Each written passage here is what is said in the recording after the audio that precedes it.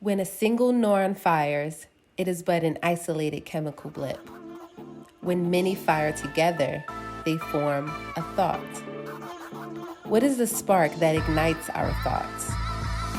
What is the fabric that sews our mental process as we form our perspectives of the world? Join us as we explore this magical process of manifestation and self-transformation. This is Alchemy of Thought.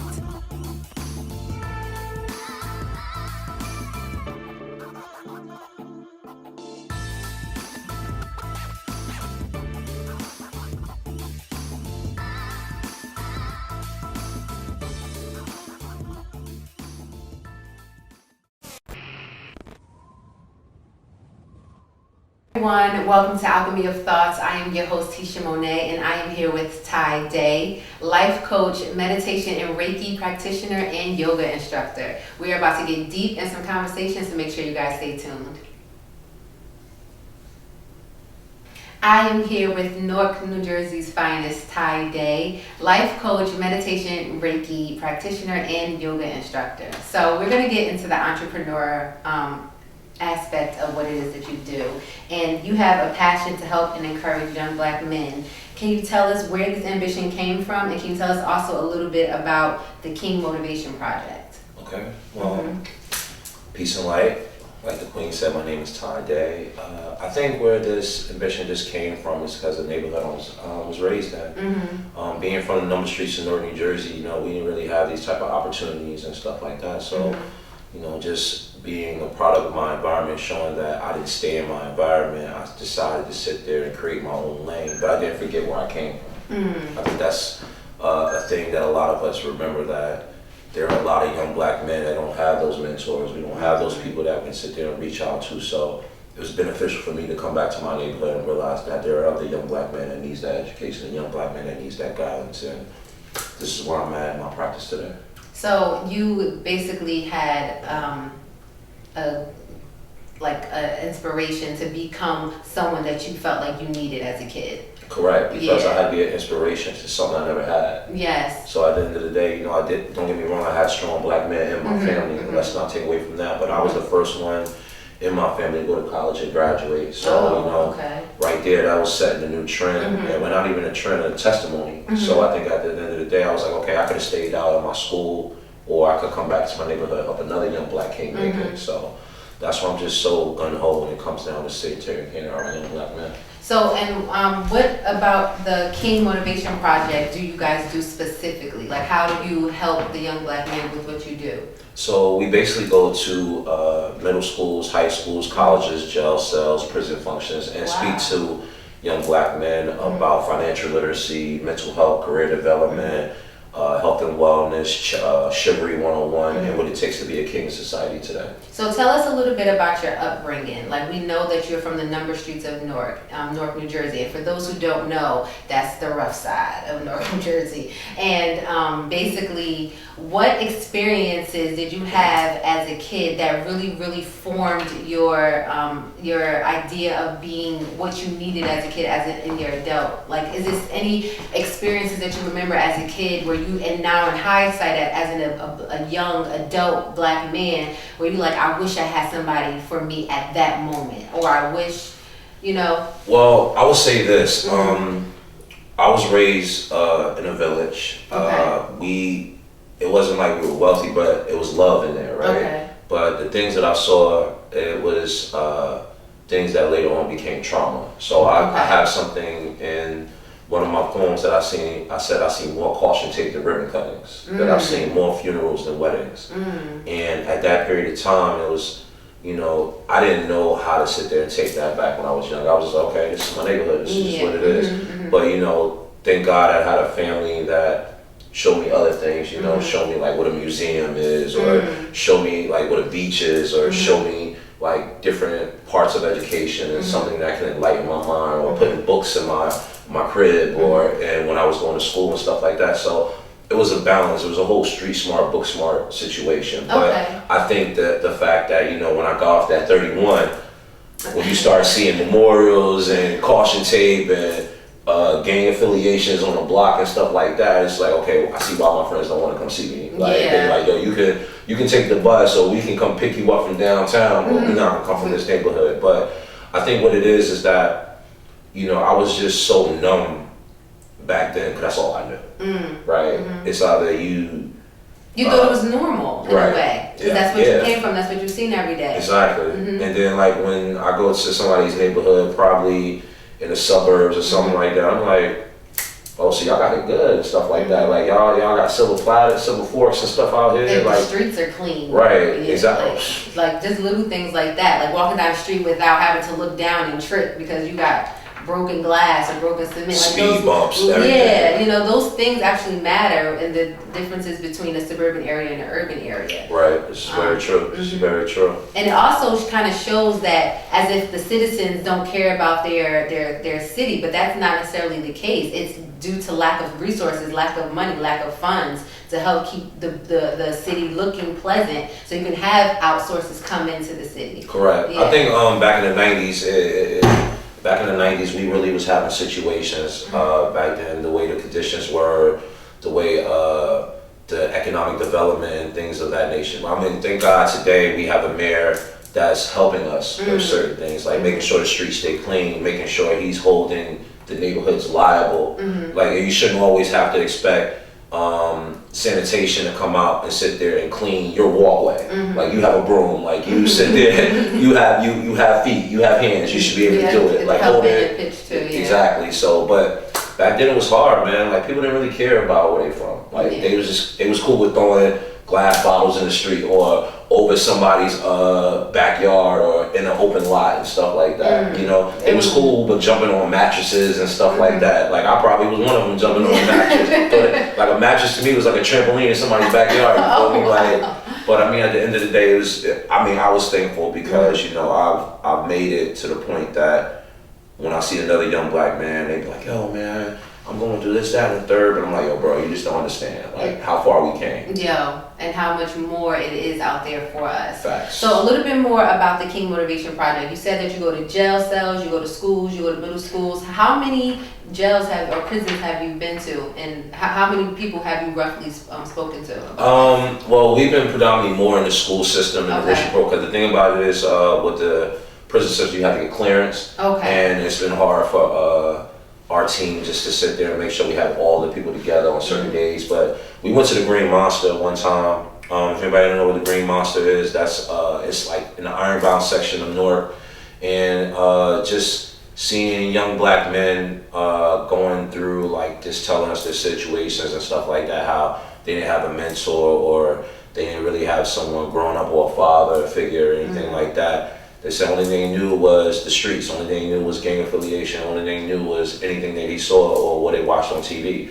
So it just felt heartwarming to sit there and come in there and say, look, man, well, when you get out, we got a job for you. Or when we get out, we're gonna get you in an education program or an enrichment program, or we're gonna find you a job. And it just felt beautiful to sit there and see that we had some men that came out and they changed their lives as soon as they did. And the thing about it is, we have people that come into our neighborhoods, they want to take pictures and everything like that. Like, yo, look, we in the neighborhood, and then you never see them again. Like we had those motivational speakers, we had those politicians, we had like these entertainers that look, they come take big pictures with the young men in the street, but then after that, like, where's our check? Like, where's our job? They ghost, you never see them. So it's just good to have people from the neighborhood that did make it come back and offering these kids a job and making sure they stay true to their word. And that's what it's all about, helping somebody else and they come back and they also share their light and give hope. So I know with the field that you work in and being in the field of helping and encouraging and just really shedding light on these young black men, I know that there has to be some pushback sometime. So I really want to get into like the adversities and the problems that you may encounter dealing with young black men and trying to get them on a better course. So we'll get into that next. Make sure you guys stay tuned. So we are going to dive deep into the adversities of your line of work and how you may get some pushback from these young black men. Can you really dig deep into why do you think you have some of these encounters with black men as far as trying to put them on a better path or just, you know, enlighten them on a better life? Well, you gotta think about it. Like everybody keeps selling these young black men a dream, right? Like a lot of people sit there and be like, oh man, you know, I got you with this, or you know, I have a job offer for you, or I can sit there and get you in this line of work. But then you never hear from them again.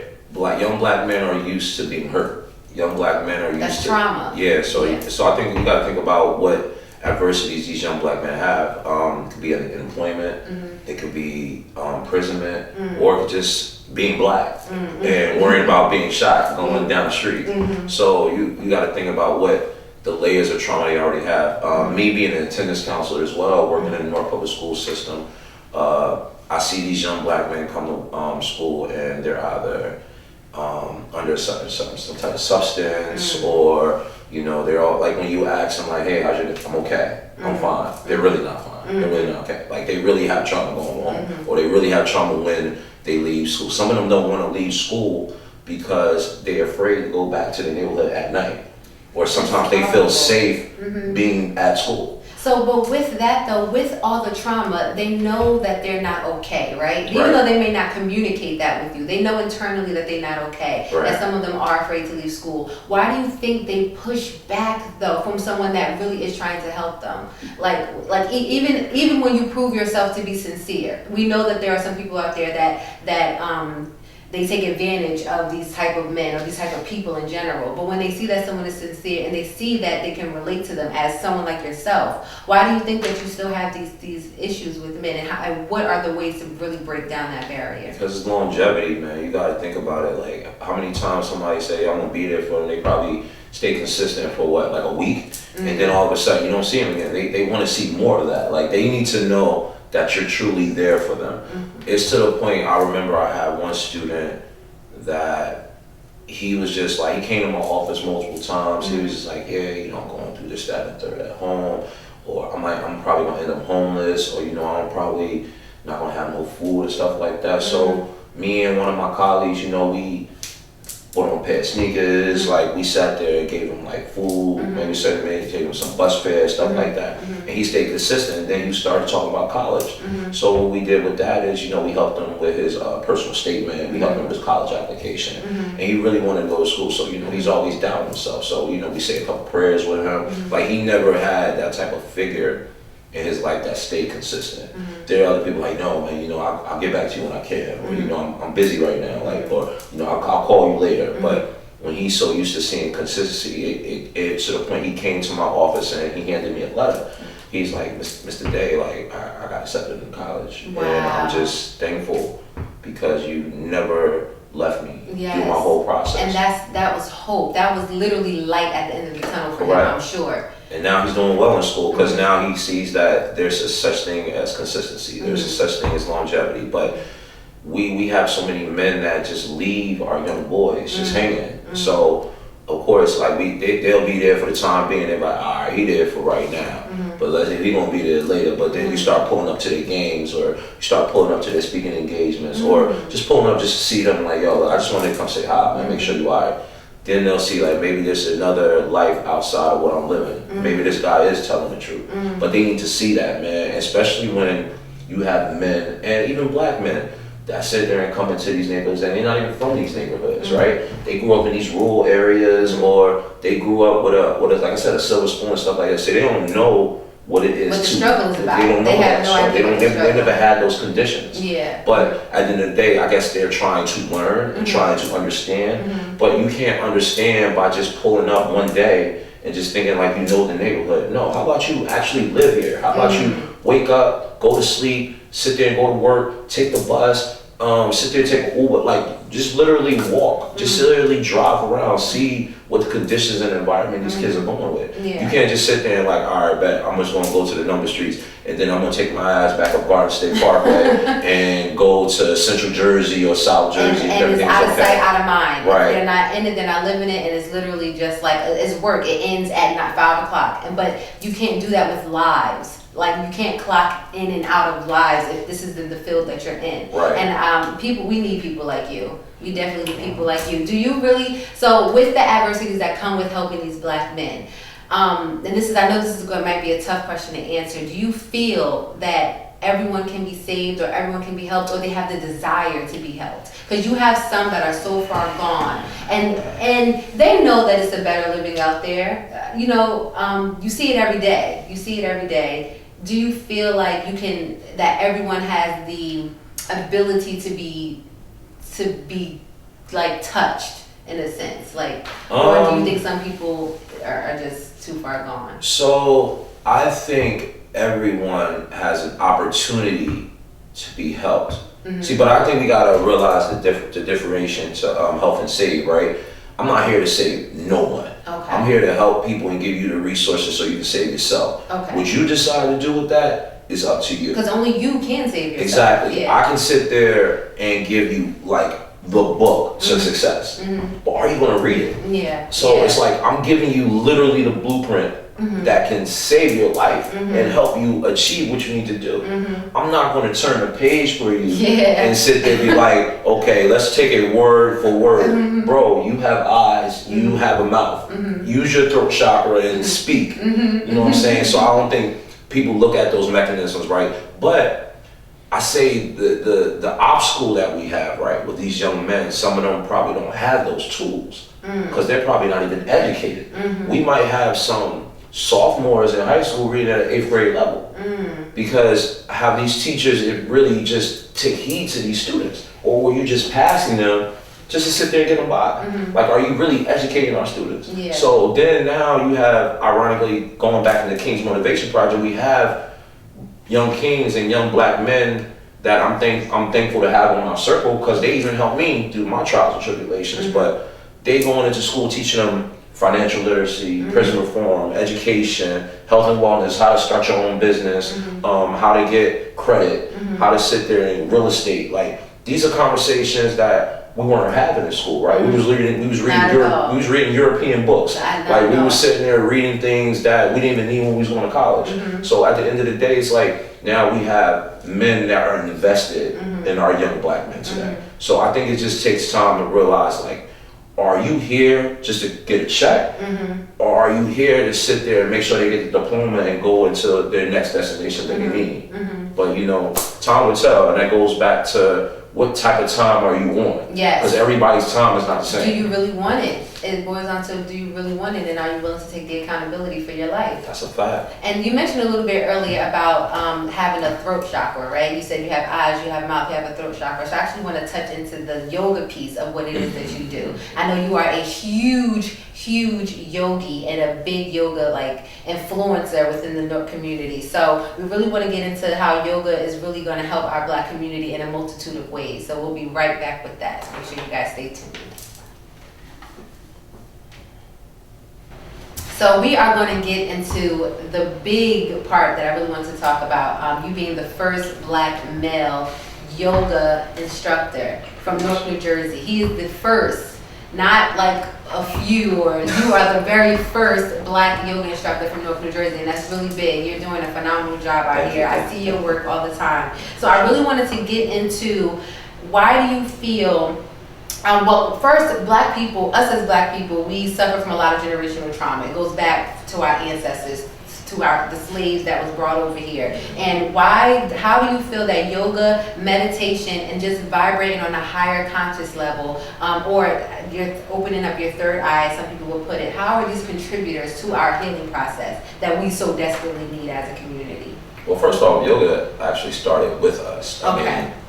I feel like if you want to sit there and hide something from Negro, put it in the book, right? Yeah. So I think if we don't realize that, granted, we found that there has been historical features that said that yoga has originated in India.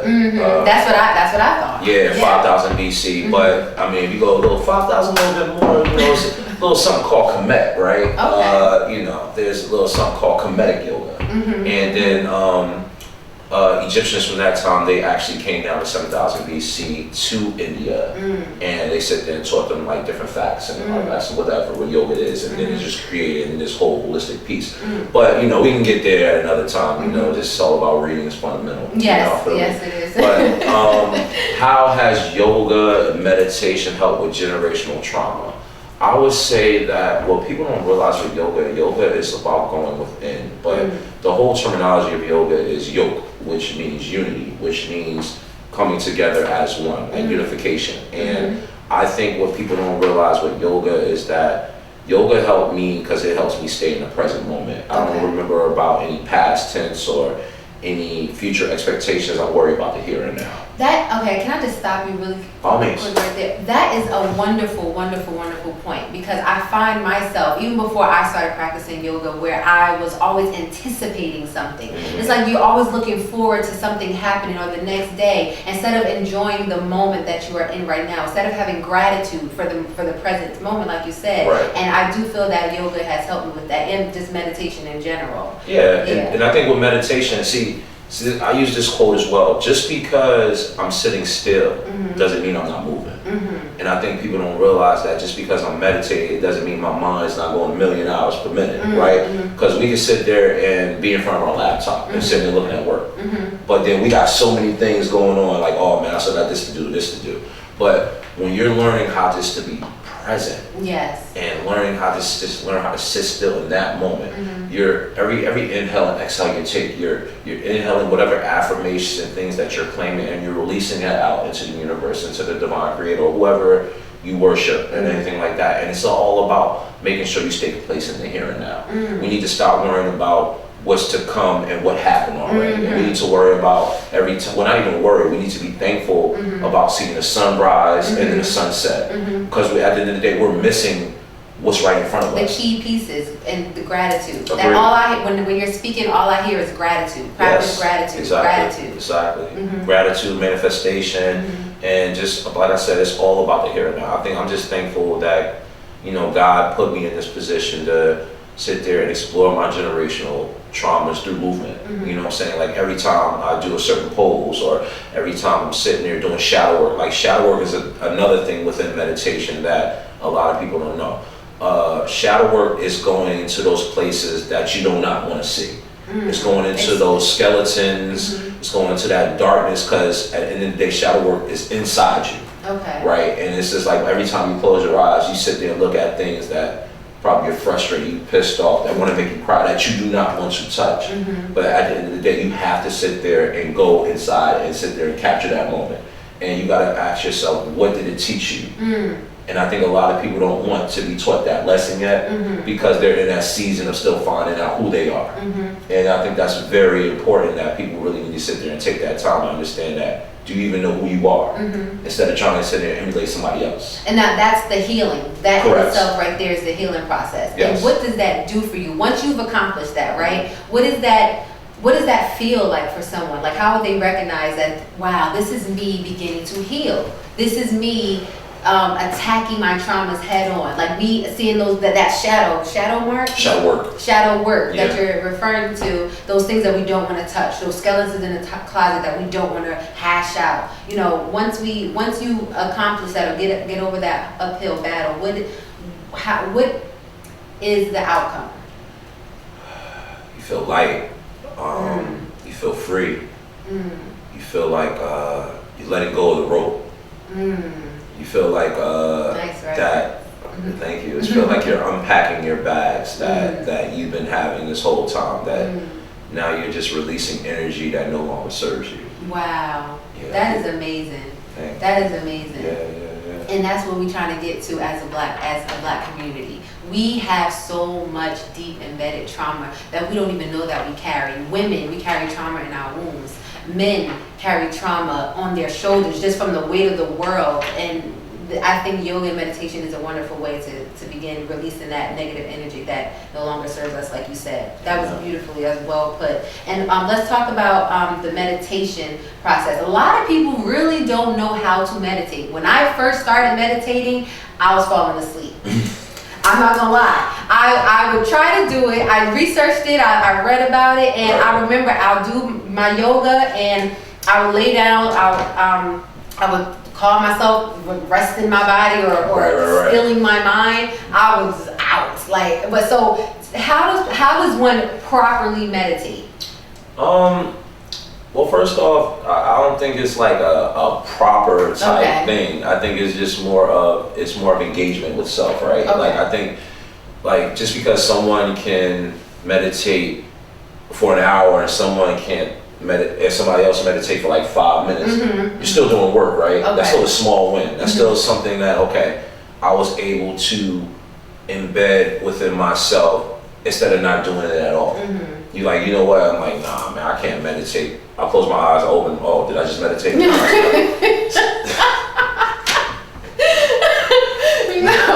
No, dude, you did not just meditate.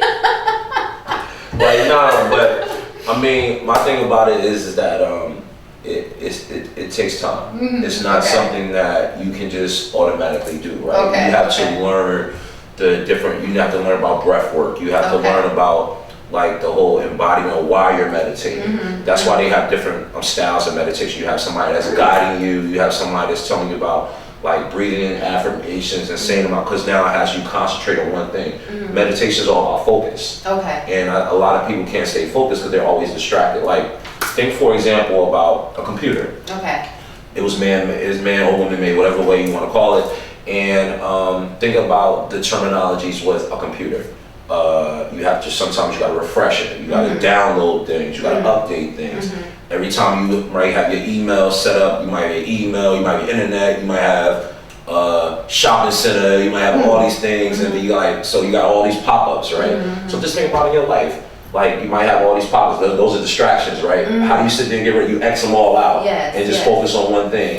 Sometimes you might need to upload, sometimes you might need to upgrade yourself, sometimes you might need to shut down from people, sometimes you might need to reboot by stepping away from certain situations, sometimes you might need to refresh yourself. So these terminology weren't just used for a machine. It wasn't just used for technology. It was used for us as well. It came from a human mind.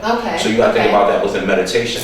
Sometimes you got to sit there and learn how to reboot. You got to sit there and learn how to update new information. You got to sit there and download things. And when you download things, that you're sitting there and learning new information as you gravitate to a new presence. So, but it's all about focus. You got to really learn how to focus. So it's focusing and quieting distractions. Correct. And what exactly are we focusing on though? See, that's the misconception about meditation. Like, are you actually focusing on something, or is it just stilling the mind? Like, what is that? Well, I mean, at the end of the day, it's like, so if I gave you a directive, right? If I say, I need you to find something in a room and I want you to focus on it for 30 seconds. I want you to look at the texture of it, I want you to study it, and I want you to sit there and just primarily focus on this thing. In 30 seconds are up, you sitting there giving me, oh, I found this flower because the way it bloomed, or the color, or the vase around the flower, or the leaves that are coming out of it. Then my next question will be, what else were you thinking outside of the directive you gave me? No, my focus was on flower and the texture. Exactly. That's what I'm implying. Like, when somebody's giving you a directive to follow something, nothing else in that mechanism matters. Nothing else in the matrix matters, because you was just worried or focused on one situation. And that's how sometimes we just need to take time to focus on one thing before we jump to the next. Now, I know women personally, y'all are great multitaskers. Like, men, we're trying to find ways to gravitate to that. I mean, it's no shade to us, but we have habits of not learning how to multitask. But at the end of the day, even sometimes that can get draining to your art, right? Because you got so many things you got to do. But when you focus on one thing, you constantly work on one thing. Sometimes you got to remember those small wins are very important. Like, if you have intentions set for having 10 things needed to be done today, and you only get 5 done, that's still a win, because you still was able to get some things done, but you was able to concentrate on one thing at a time. Yes, absolutely. And I think focus is the primary thing when it comes down to meditation. And how does that affect your overall quality of life once you've been able to really tap into that focus, being able to do yoga? How does your overall life just change? How does it evolve? What are some of the benefits? Peace. The energy shifts, paradigm shifts. Love changes, because at the end of the day, because it took me time with meditation, I found out that there was things in me that I did not love. And I could actually say, after just meditation, yoga, even a little bit of therapy as well. So I don't want to get off of that either, because therapy helped as well. But I could actually finally say I love myself, and I think that's very powerful within itself, because there are a lot of black men that don't love themselves, but they don't even know what love is.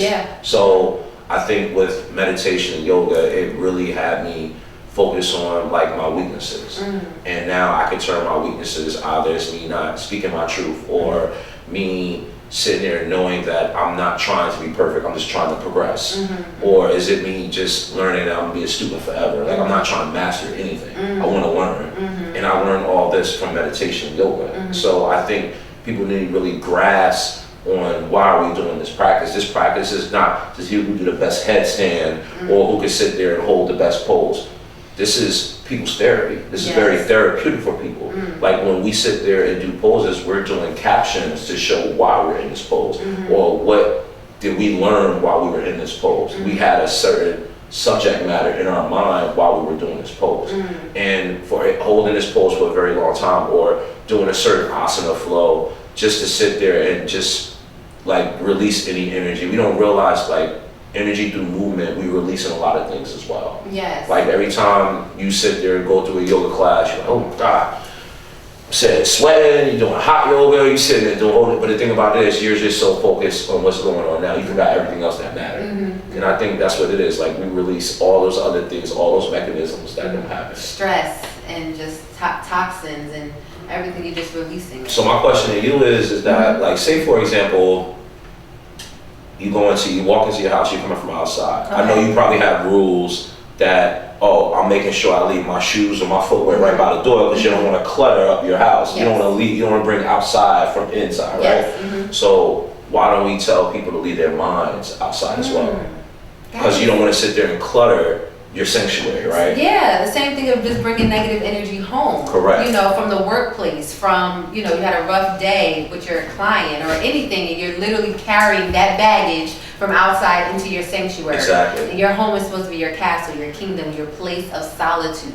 And you can't do that bringing in all that baggage. That was a great point. Great point. So I really want to get into the misconceptions of yoga and meditation and why us as Black people are not engaged in it the way we should be. So we're going to talk about that once we come back. Make sure you guys stay tuned. So we're about to get into the taboo discussion of meditation and yoga. And why do you feel like a lot of Black people just don't engage in yoga practice? Well, first off, you got to think about what the yoga studios look like. It's predominantly white. Like when I started going to yoga, I was the only Black person there outside of just being the Black male. So it's like, you know, sometimes Black, at that period of time, especially the young generation, they don't think yoga is for them. Meanwhile, once again, this goes back to historical times. Like, are we doing our reading? Are we doing our research? I actually just finished one of my classes, and we had this book that we had to read called Skills in Action, how we talk about how the yoga community has been quiet in reference to like the social justice and things that's been happening with the Black Lives Matter movement and things of that nature, right? So it's like we have so many Black faces that are sprinkled within different yoga studios. So it's crazy how, you know, while the Black Lives Matter is happening, our so-called white counterparts that's supposed to be like our friends or our allies, they have been very quiet while everything is going on. But outside of just using that narrative, but I just felt like that just had to be said. Like we had to put that on film. But I just feel like we don't see that in our neighborhoods. Well, it depends on what neighborhood are you from, right? Like the conditions, like growing up in Newark, it was track, it was basketball, it was football, it was singing. It was probably dancing a little bit, depending on like your what school that you attended, right? But there wasn't no holistic practices. There wasn't yoga. There wasn't meditation. There wasn't none that derived to that, right? So some of us had to like venture off and find these things. We had to find it through college. We had to find it through colleagues. So and then this is why you don't see us in these studios, because some of us didn't even think it was for us. And to mention to that, I didn't take my first yoga class until I attended college. Right. I didn't even know where a yoga studio was. I didn't know what yoga worked. Why didn't yoga meant? I'm telling you, I mentioned this off camera that, you know, our ancestors, like my great grandmother, she had no idea what yoga was. Like I said, she probably thought it was a type of dog or something. It was not talked about within the Black community. Although, as you stated, it did derived from us, Right. like, you know, and we just lost root of that. We lost touch of that when our roots was stripped away from us. Correct. We lost our identity, and we lost so many things that so many other cultures are claiming to have started when it really did start with the African man. Right, and Yeah. I mean, at the end of you just said something powerful there, because it actually did start with an African man. It's that was the first actual person that actually started. Well, we can get to that another time. We really don't, but we are. But my thing about it is that that's another reason why I engaged in this, because not only because this was something that was offered to me like 10 years ago, right? Like 10 years ago, when I was working as a legislative aide for a councilman, the mayor at that time, Cory Booker, he decided to do something called The Biggest Loser. And it was about making sure you losing a certain amount of weight and worrying about your health and things like that. So he had yoga for 6 months, and back at that time. I didn't know like if I was supposed to be going in there, because every time I walked by, it was a group of women. Like it was all women. There was no men in there. Yeah. So one day I just stepped in there. I was just like, hey, you know, this looks interesting. May I be a part of it? They was like, yeah, yoga's for all sexes, it's for everybody.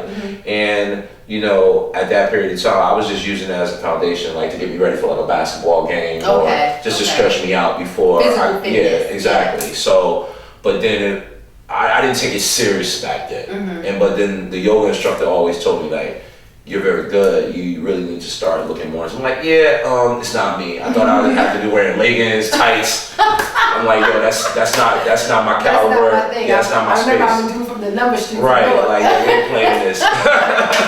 But she always said, and it's so funny, we joke about it now, because after I became a registered yoga teacher, I found her on social media. I was like, remember this conversation we had 10 years ago, and then you let me hold your DVD that said Yoga 101 or something like that, and she was like, oh, I just saw that you're a registered yoga teacher. I'm so proud of you. Where's my damn DVD from 10 years ago that I let you hold? I ain't forget. But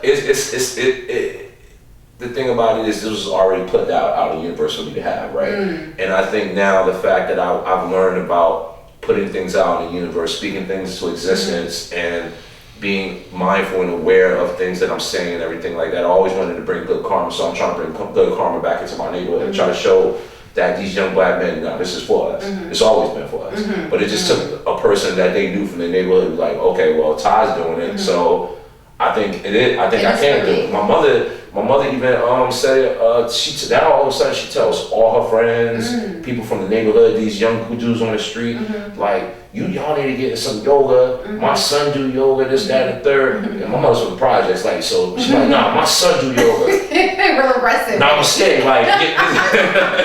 But no, I love my mother to death, because at the end of the day, she's very supportive of her son. That's beautiful. She's like, yeah, Ty, I want to take some of your classes and everything like that. But when men see that, it's like, yo, I didn't know yoga was for me. I'm like, nah, bro, it's for everybody. Nah, I mean, I'm from the same neighborhood you. I've done probably most of the same stuff that you did. I've probably been in the same environments that you did. But at the end of the day, this is our environment too. Yeah. We can take this over just like anything else. Yeah. So what are the misconceptions of yoga though? So we established that a lot of people just don't. It wasn't taught to us, and we didn't come up with yoga being on every other corner like a liquor store, or you know what I mean. So we didn't have those type of facilities within our community. So now that we are outsourcing and we're finding the yogas, or we're building our very own studios, what are the misconceptions of yoga itself though? Like, why do you think we steer away from it? Because I know that there's a lot of misconceptions as far as like, is this some type of evil practice with meditation and conjuring spirits, and people are just so uneducated on the topic of what it really does to you. Can you clear that up? Yeah, so the spirituality piece is very important, because I remember when I was doing certain classes within my studio, and I remember a lady came in there, she was just like heavily just on like God, like heavy just on the Bible. Like, I'm a Christian woman, you know, I don't believe in Buddha, or I don't believe in this Hindu type of spirituality and stuff like that. But you're supposed to be a Christian man, and you're supposed to be a person that's a Baptist. Why are you teaching yoga if this spirituality is founded amongst Hindu and certain spiritual practices, and that doesn't fall under the Bible. I was like, well, ma'am, well, first off, I told her, thank you for sharing. I think that was very important that you got that out of your system. Secondly, last time I was taught, I serve one master, but I study all. My thing about it is that just because I praise God all day, every day, sun up, sun down, doesn't mean that I can't learn from the Quran. That doesn't mean I can't sit there and learn teachings from the Enlightenment of Buddha. That doesn't mean I can't sit there and learn about the Hindu culture. Once again, this goes back to saying, if you want to hide something from a Negro, put it in a book. I think we have all these religious wars and like all these subjugated wars to keep us in a box. We need to stop doing that. You can still believe you can still believe in one divine creator, and that doesn't make you a polytheist. And I think that's what the problem is. Well, that's the obstacle or the hurdle that we're getting over as a community, that we think that we have to sit there when we practice something, that we have to believe in certain things. No, we don't have to believe in it, but we can still study it. Yeah. It's nothing wrong about self-study. It's nothing wrong about self-practice. And after we sit there and have our people gauge them and understand, like, yo, we don't have to sit there and be a part of a certain religion, or we don't have to be a part of a certain type of science if we don't want to be a part of it, but we still learn about it. Like when you go to somebody else's country, are you still going to speak American, or are you going to try to learn how to speak their native tongue? And then you wonder why people call us American, because we only one type of language. That's when you have your bilinguals and trilinguals and stuff like that. So when you're bilingual and trilingual, what does that make you less of a spiritual person because you know how to speak 3 different languages? So my thing about it is that everything is opinionated. Everybody feels they know everything when they really don't. They need to take the Socratic method and say, I know not that I know not, and I should be wiser than you because I know not that I know not. So that's the narrative we should be living by, instead of sitting there like, oh, well, I heard, but the thing about it is you're hearing.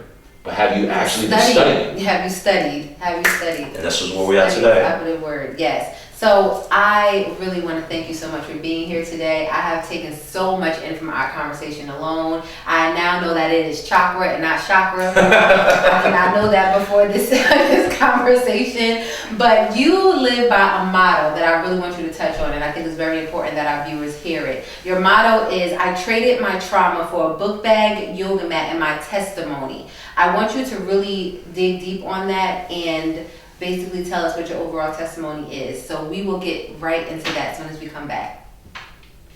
So we are about to get into your testimony, and I really, really want to touch on this because this is your life motto, and I want to quote it again. So we have, I traded my trauma for a book bag, yoga mat, and my testimony. So what is your testimony? What is your overall takeaway with this?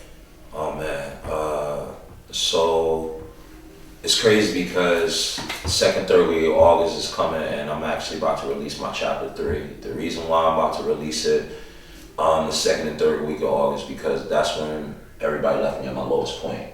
Wow. And it just shows you when you stay focused and disciplined what a year does. Like, this is when, you know, I was eating PB&J and like oodles and noodles and stuff that was unhealthy for me just to pay rent, right? Or you know, I had to deal with like one of my friends passed because of health reasons, or finding out one of my family members was diagnosed with cancer, or coming out of a toxic relationship. It's like it was a snowball effect of unfortunate events that happened at the same time. All at once. Like it just hit me, and it was to the point like, damn, like I was lost. Like I didn't know who to turn to. I was acting crazy. I didn't even know who I was anymore. And then it's like people that, you know, I felt like I was an empath to multiple times, either taking a shot on my back or giving money to supporting events, helping financially and stuff like that. And like when it was my time to go through my stuff, it was like they left or nobody wanted to deal with it. And it was just like, well, you know, that's not my problem, or, you know, we're gonna let him handle it, or you need to go see somebody else type, oh, well, we don't know how to. So it was hard for me. And that's when one of my good brothers was like, yo, Ty, you might need to get some therapy. And you know, at that period of time, I was very cautious because, you know, I'm a private person. I don't like a lot of people in my business, you know, and then telling a third party, you know, about what's going on in my life. I didn't really think that was like the best move that I wanted to make. I want to see that right there. See, that initial thought that you had is what us as Black people do a lot when it comes to therapy. Yeah. That's that number one excuse of, you know, I don't want to talk to a stranger, or I don't want to let this person into my, like, you know, But explain how that benefited you though. When you Oh, got man. over that initial thought of, just talking to a stranger. Because that's definitely one of the key points as to why Black people don't seek therapy. And I think therapy should be mandatory in schools, but that's another conversation. That should be another conversation, but it needs to be talked about. Therapy was actually much needed. It peeled back layers that I didn't even know I even had. Like it was deeper. It was deeper than just what happened to me that past August. Because it was like, oh man, this goes back to when I tell you about the whole senior cost shaped ribbon cuttings, when I was jumped, like when I was like 16 years old, like I was jumped by some Bloods. And the thing about it is, it was like, okay, but I'm healthy, I'm good. Like I survived it. But I didn't realize like how all these things were points in my life that I didn't realize affected me. Like PTSD, maybe? It could have been PTSD. No, it was actually ADHD, depression, anxiety. Like I had so many things that I didn't even know existed because I ignored them. Because the thing about it is also because, job related wise, I was programmed. I was programmed to sit there and wear a mask. I was programmed to not be myself. I had to live by certain values and stuff like that. Now, granted, not saying that I didn't learn a lot from my job or I didn't learn a lot from my career, because I did. But the thing about it is I was learning a lot from the job and my career, but I didn't learn nothing about myself. And, and that's no take from my job, but I was around a lot of people, places and things, even outside my job. Like it could have been from my nonprofit or it could have been from people that were hanging out with back in the day that were toxic. But in reality, that made me toxic too. And I think also what therapy did, it made me do a lot of acknowledgement, hold myself accountable, taking ownership for things that I did. And not only that, but ownership for things that I allowed to happen. So all these things in reference to being around people that were petty, shady, talking behind people's back, and stuff like that, I allowed to be in those places because, those are the people that I was around. You know what I'm saying? I didn't choose to remove myself sometimes when I was supposed to. And then so that made me a part of the matter. So I had to hold myself accountable for mistakes that I made personally. And that could even been in a relationship. It could have been in the things like I let a lot of stuff slide without speaking up about it. And then when I did speak about things, it came out of frustration. It came out of me being pissed off. Out of wrong place, not out of places of love. And we spoke about this actually off camera. Yeah. Is that when you do that, when you take accountability, you're taking your power back. Correct. And that's like the biggest key to healing and walking on your journey and having a testimony. Yeah, and it's so crazy you say that because in 2019, I started doing a lot of kickboxing, a lot of working out, and then one of my fellow yogis was like, Ty, I see you doing a lot of things, but you need balance. And I'm like, what do you mean by balance? It's like, you should do some yoga. I was like, yeah, I don't think that's what I need for balance. So, but you know what? I said I need to take a leap of faith, right? So I took a yogi class in 2019, and it was a hot yoga class, and I'm just letting everybody know, just don't let your first class kind of be like a hot yoga class. Like, I don't know if you want to sit there and be in that type of space. Like, I was sweating profusely. I didn't know where I was. Like, I felt like I lost a whole person in that. But the thing about it was that we was in something that's called savasana, which is a resting pose. And at that period of time, I didn't know about anything that was about future expectations or anything about the past. I was present. And then I was like, but outside of that, I was also at peace. And then I was like, maybe this is something I need in my life. So then I started doing it more frequently. I started going like either every other 2 days. And then it went from every other 2 days to every other day. And then I was tested because somebody from my past, my ex, came back in my life, and she was talking about, like, I heard about your energy from afar, I think we need to like reevaluate, maybe do some counseling and, maybe try to rekindle something. So, at that time I was vulnerable and I didn't know what vulnerability was back then because I was emotionally unavailable back then. But now my EQ was balanced with my IQ. And back then it wasn't. So I didn't know about vulnerability. I didn't know about like loving in that type of way emotionally.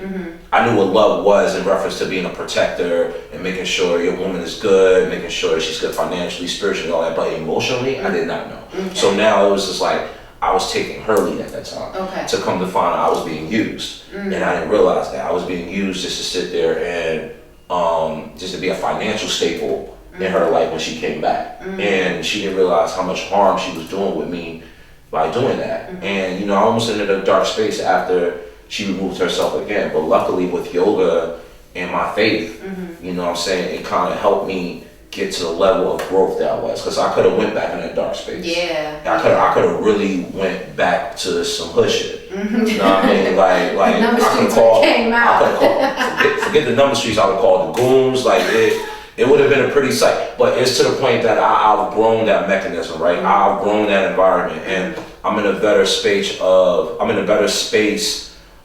growth. I'm in a better space of spiritual awakenings. I'm in a better space of manifesting what I want my life to be. And you know what? I don't blame anybody for my past for anything anymore, because now I lead with love so I can live in peace. Even if you're not in my life, if you can't stand me, if you don't have certain negligence or any type of energy, you know what? I still give you love. Yes, because I still want you to be great. Rather, if you don't want me to be great, I still want you to be great, and I love you for that.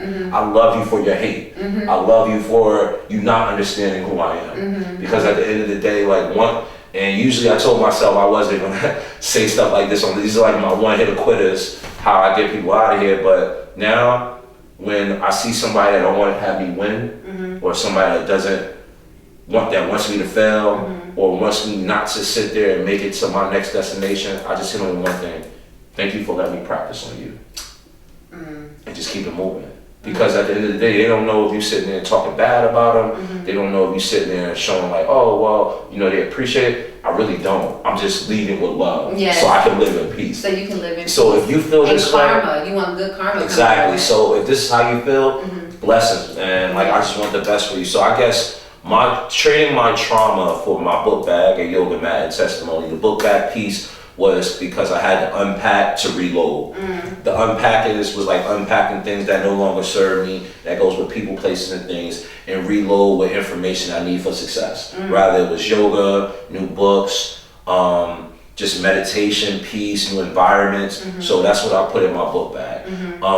The yoga mat is my transporter. Okay. Like anytime I step on my yoga mat, I can transport myself into another dimension of healing, of peace, of wellness. Like, so you might hear Yogi say that, oh man, I'm going through a wrong day, I need to step on my mat. As soon as you step on my mat, you play some music, you're in the whole vibe. And then after you finish doing that, now you're calm, you're cool, you're collected. So my testimony will come to with anybody. Like, you know, there are black men out here that are suffering behind closed doors, that don't have those type of conversations that they can talk to somebody. I just want people to know that your current situation is not your final destination. You can make a choice to sit there and do something with your life. You have to learn that men get abused too. Men sit there and go through these trials and tribulations behind closed doors. Don't think you calling yourself soft or you're this type of thing because you want to be vulnerable. It's okay to tell another brother I love you. It's okay to sit there and tell your brother I made a mistake. Hold this brother accountable. It's okay to sit there and have interventions with your brother. Everything doesn't have to be fellowships. Everything doesn't have to be a turn-up. Have those difficult conversations. Yes, and I think we need those more. We need them. Everything is not a competition. It actually shouldn't be a competition. It should be more collaborations. Yeah. And this is the way that we're going to survive as people, but not only just people. I'm talking to my black kings out there, because there are a lot of people that subject themselves from people because either the he say, she say, the rumors, like, oh, I can't deal with this man because this, that, and third. But do you know his story? Do you know his healing process? Do you know when he goes back to home after work? Do you know the problems and situations? No, because you never talk to them, man. You just believe the naysayers and everything they say about them. And what you see on the surface level, right? And deep down, he's battling things that you have no idea. Exactly. About. Yeah. So now me just being a life coach and just also Reiki practitioner, where I also help in a holistic realm by when somebody's chakras is not aligned, I sit there and find those things and do different attunements on them to sit there and uplift them and sit there and gyrate or realign the chakras the way they're supposed to be. Okay. But it takes time because it's very powerful. You know, it might be some tears coming out of it. Okay. I see some pain coming out of it. And then even when I do my guided meditations, you know, I play like maybe a song and I help somebody with affirmations, talk about how beautiful you are, how powerful you are, how brave you are, how you're more than enough. Like, the thing about it is, the reason why these words are so powerful, because some people probably never heard this in their life ever. Yes. So you hearing somebody say that to you, it's just like, wow, I am beautiful. I am powerful. You begin to believe it. Exactly. You begin to believe it. And to my black men out there, we need to come out of this emotional incarceration, man. I think it's time to sit there and release the shackles and release the rope, because we are more than enough. And I think the more we constantly hold ourselves accountable and show that there's more black men here for each other. It don't matter what your pronouns are. Like, we gotta release all that. We gotta say, look, I'm black. I don't care if I'm gay, straight, whatever it is. I'm still a black man. And when we start holding ourselves accountable for that, that's when we really can call ourselves a culture. I mean, we're sitting here divided because of, oh, your skin is more melanated than mine, or you're heterosexual and you're part of the LGBT community, or you sit there and live this lifestyle. Brother, you're still black. You still came from a black mother. You still came from a black father. And I think we need to realize that we need to learn how to sit there and come together as one, or we're going to fail as a community. And that's why I call it, I traded my book bag, I traded my trauma for a book bag, a Yoga Man testimony, because now I'm more mindful, I'm more aware, I'm manifesting things that's supposed to come in my life. I'm giving out good karma. I'm sitting here learning that I am not perfect, and that's okay. There are going to be days that I'm going to be happy. There are going to be days I'm going to be sad. There are days I'm going to be frustrated. But guess what? I woke up every day to see the sunrise and the sunset. And God is still blessing me every day to sit there and be a better man. I know I'm kind of low-key getting emotional about it, because it's just making me think. It's just making me think about where I came from. But it's just like, you know, I'm thankful. I'm thankful for all the mistakes I made. I'm thankful for my past. I'm thankful for the people that did me dirty. I'm thankful for the people that sit there and said I was not going to make it, because at the end of the day, I paid my rent to God. And at the end of the day, I paid my rent to Him. He made sure that I was going to be all right. As long as I surrendered, That was the biggest word of the year, surrendering. I surrendered all the things that I was like, you know what, God, take me. And then after I did that, He took me to another level. He was like, you know what, this mountaintop is yours. All you gotta do is climb, continue going forward. Is beautiful. And this is what makes me the person I am today. That is beautiful. Ty, I thank you. I thank you. I thank you so much. You are a brilliant man, and the work that you do is phenomenal. It is needed within our community. And if you took anything away from this conversation, just know that you have to continue to be a student of life. You have to know that you will never reach the pinnacle and know everything. You will continue to be a student of life, that you are on this journey to better yourself, better the community. And once you better yourself, you can better your brother, your sister, and it's a domino effect. Our entire culture will be enlightened, and it is a beautiful thing. Ty, I thank you so much. Life coach, meditation and Reiki practitioner, and yoga instructor. And entrepreneur. Coming out soon. See, I hope y'all caught what I said about all this stuff about the naysayers and the people that I said I still lead with love. Because if you can't read what my shirt says, see, I mean, just because I'm at peace, I'm still from the number streets. Stop. Okay. Thank you guys so much for watching. It has been Alchemy of Thoughts with your host, Tisha Monet and Ty Daye. And we will see you guys next time. Thank you so much. Peace.